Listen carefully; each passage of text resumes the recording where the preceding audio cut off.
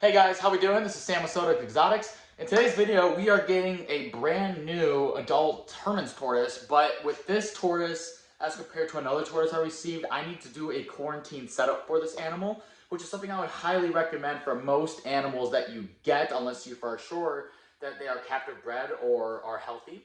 So in today's video, I'm going to be showing you how I set up this quarantine enclosure for my tortoise. Stick around.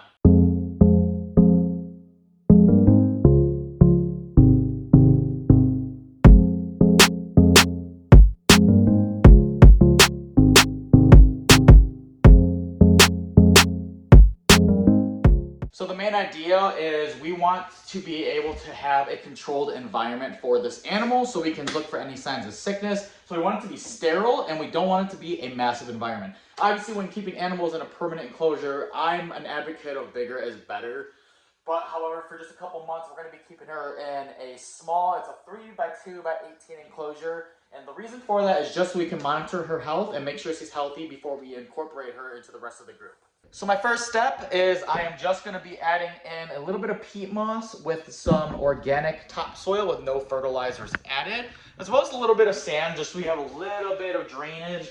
Although I do not suspect that we'll be having any moisture issues or anything in there, because again, it's going to be a really controlled environment. So we're going to add a little bit of soil in here, and then that will be the start of our substrate. For my heating and lighting element, I'm going to be using a 75-watt Arcadia halogen bulb.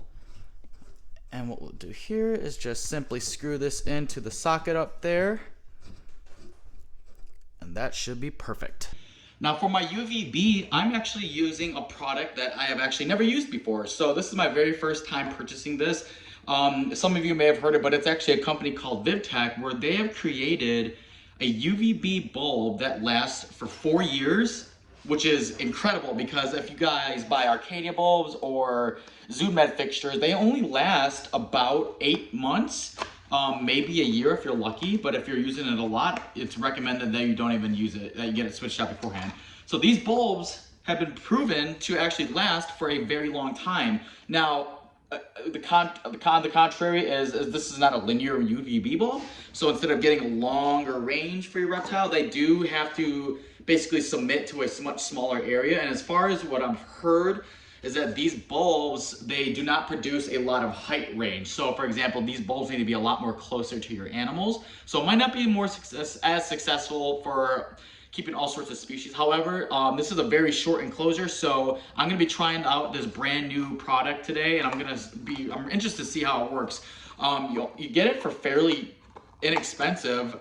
It basically be paying the same price as you would a linear bulb, as well as the fixture itself, but all you need is a cheaper fixture, and this can last for up to 4 years from what I've been told.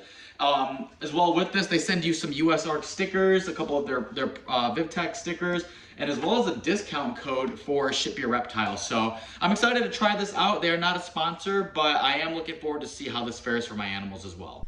Now that all the lighting elements are in, I'm going to be using this few dollar planter, or flower pot I should say, that I found at Home Depot. Very cheap, but it'll suffice as something to use for just a little hide right now. So we'll kind of just get this a little bit buried here, just so she has somewhere to go and escape the elements. And what I'll probably do is cover the rest of this with a little bit of Timothy hay just to give it a little bit more coverage as well. For her food dish, I am just going to be using a clay saucer flower pot drainage thingy. You can also get this at Home Depot for a couple of bucks. I like using these because the clay will help keep their beats nice and trim. Alright, so as you can see, I got everything all set up in here, food dish, and I also went ahead and added a little bit of cuddle bone for her as well. You got your UVB bulb over here, as well as your halogen heat lamp right here. Now, all that's left is we have our beautiful, hopefully future mother, Testudo Hermanni Bulgari, which is the Eastern Hermann's tortoise. This is a female. The guy who sold it to me originally thought that it was a male, but in fact this is a female, and that is due to the short, plumper tail here. A male's tail would go way farther out along the shell.